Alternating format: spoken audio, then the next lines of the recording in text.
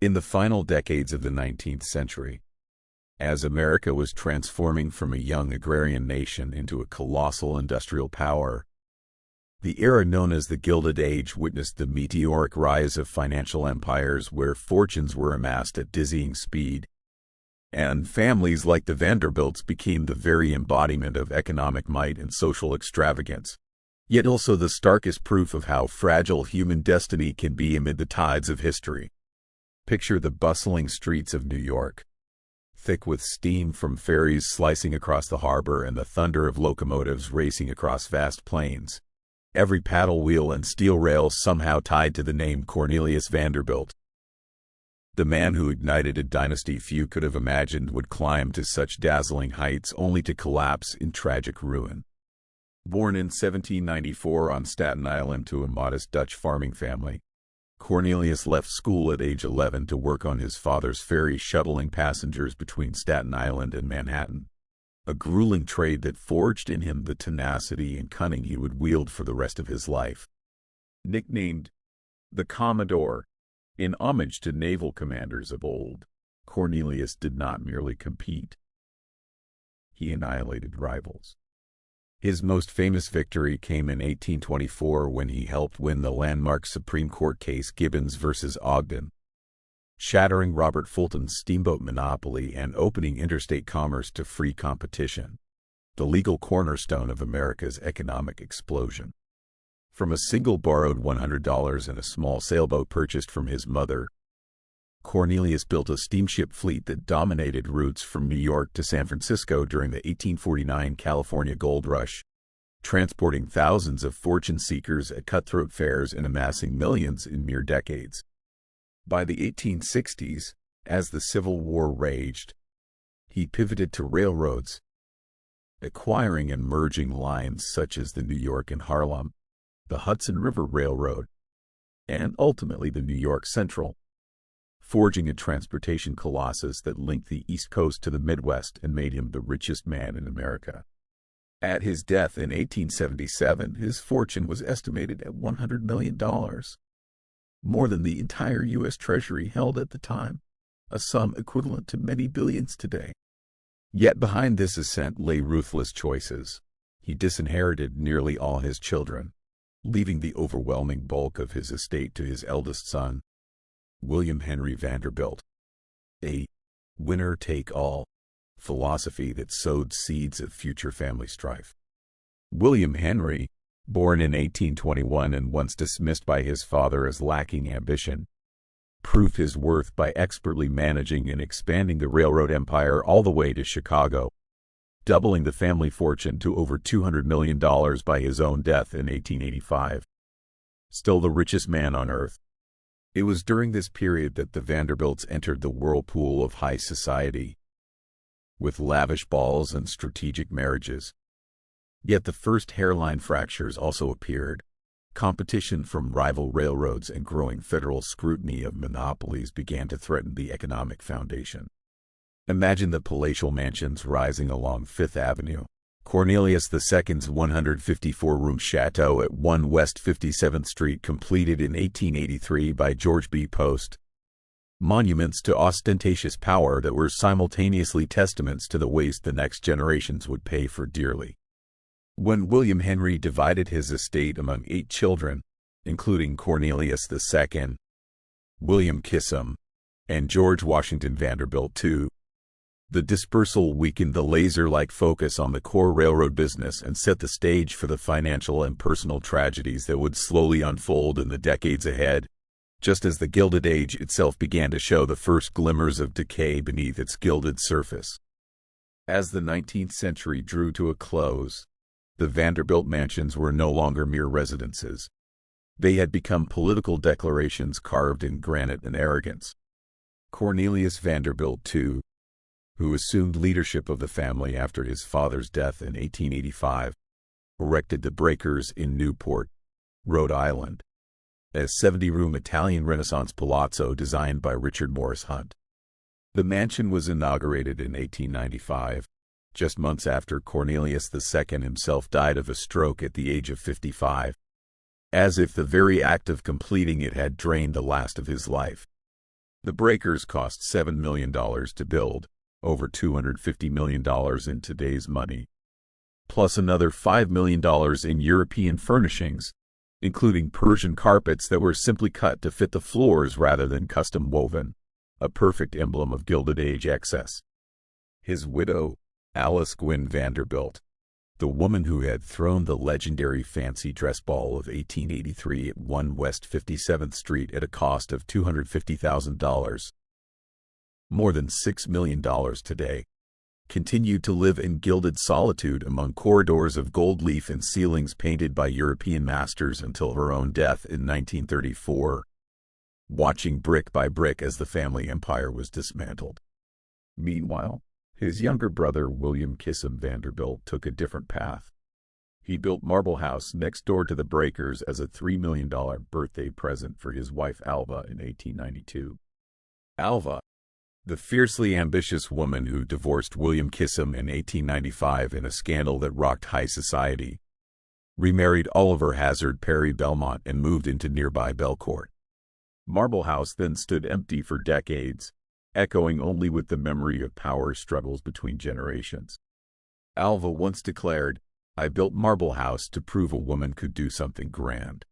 Yet even she could not halt the disintegration of the dynasty she had tried so hard to shape.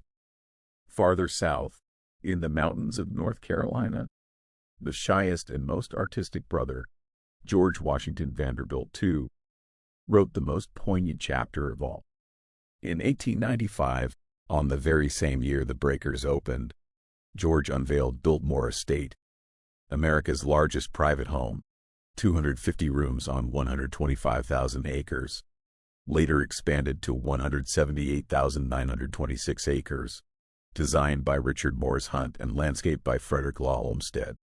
Construction cost $6 million, over $200 million today, a figure that left even fellow tycoons speechless. George, who had never truly managed the railroad empire, poured his entire soul into this artistic sanctuary amid the Appalachian forests. He married Edith Stuyvesant Dresser in 1898. They had one daughter, Cornelia, born in 1900. Happiness was brief. George died suddenly in 1914 at age 51 following a botched appendectomy, leaving Edith and Cornelia with an estate that devoured hundreds of thousands of dollars annually to maintain while railroad revenues were already in steep decline due to ferocious competition and intensifying federal regulation. Back in New York, the third generation began to display a dangerous detachment from reality. Reginald Vanderbilt, son of Cornelius II, became infamous for gambling, horses, and high living. He burned through a $25 million inheritance, nearly $400 million today, in 15 years and died in 1925 at age 45 from cirrhosis. He left his 19-month-old daughter Gloria with crushing debts and the most sensational custody battle of the 1930s. The 1934 Vanderbilt custody trial laid bare the rot within America's former royal family, testimony of alcoholism, lovers, and the cold indifference of Aunt Gertrude Vanderbilt Whitney, Reginald's sister and founder of the Whitney Museum, toward her own niece. Newspapers dubbed it the trial of the century. Though Gloria was ultimately awarded to Gertrude, the Vanderbilt name was irreparably stained. While the colossal houses stood as silent witnesses, the railroad system, the very source of the fortune, was slipping from the family's grasp. In 1929, the Great Depression struck like a guillotine.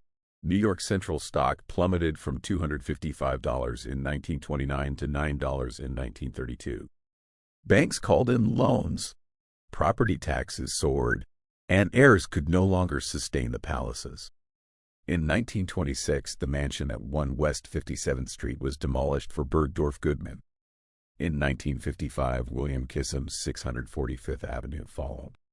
In a single generation, the entire Vanderbilt row on Fifth Avenue vanished as if it had never existed. In less than 30 years after Cornelius Vanderbilt's death, what had once been the untouchable symbols of American power had become either rubble or melancholy public museums. In 1940, Marble House was sold by Alva Vanderbilt Belmont, now a leading suffragist, to the Preservation Society of Newport County for the symbolic price of $1, plus a $360,000 cash endowment for upkeep, an act that was both noble and bitterly ironic. She was admitting that no Vanderbilt could afford to keep it any longer. In 1955, the Breakers itself nearly met the wrecking ball to make way for a hotel, only a last-minute lease by distant descendants, turning it into a paid attraction at $1.50 a ticket. Saved it. Today it stands, but no Vanderbilt has lived there for nearly a century. Biltmore Estate is the sole survivor still in private hands, yet only by financial miracle. In 1930, at the darkest moment of the Great Depression, the city of Asheville begged to open part of the grounds to the public as America's first Eastern National Forest in exchange for federal funds to maintain the house. Cornelia Vanderbilt Cecil, the last direct descendant to own it, agreed.